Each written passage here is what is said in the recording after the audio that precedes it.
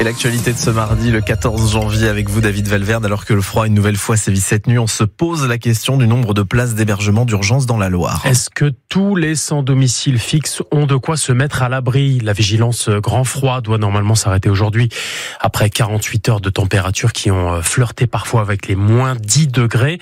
Dans la Loire, il y a, selon les associations, 1640 places d'hébergement d'urgence au total en moyenne pour l'année. Insuffisant, selon elle. La préfecture dit l'inverse. Ce qu'on constate, c'est que tout est organisé au cordeau. Nous sommes allés visiter un lieu qui accueille les sans-abri, quartier Tardy à Saint-Étienne, avec vous, Aurélie Jacquin. Les portes ouvrent tous les soirs à 18h30. Voilà, donc l'entrée est ici. Mais tout le monde ne peut pas demander de l'aide. Il faut avoir été orienté par le 115. Delphine Laurent, la directrice de l'asile de nuit et de l'association Solia qui gère le lieu. Donc elle se présente à la porte et un veilleur de l'asile de nuit l'attend. 14 personnes peuvent dormir là, dans un dortoir.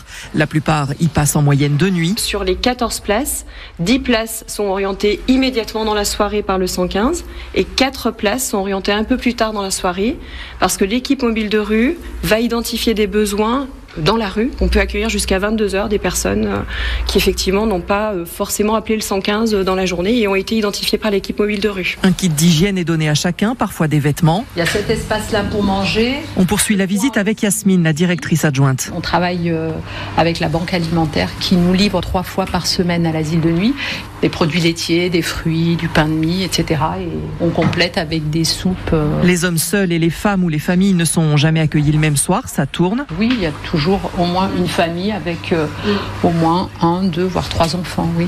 Et l'an dernier, ce sont en moyenne 400 personnes qui ont été accueillies dans ce lieu. Et les associations demandent que les gymnases soient ouverts durant tout l'hiver pour accueillir les sans-abri et pas uniquement comme c'est prévu en cas de plan grand froid qui n'a pas encore été déclenché. Vous entendrez tout ça dans l'info d'ici à 8h30. J'ajoute qu'à Saint-Étienne, les équipements sportifs de plein air sont fermés à cause du froid.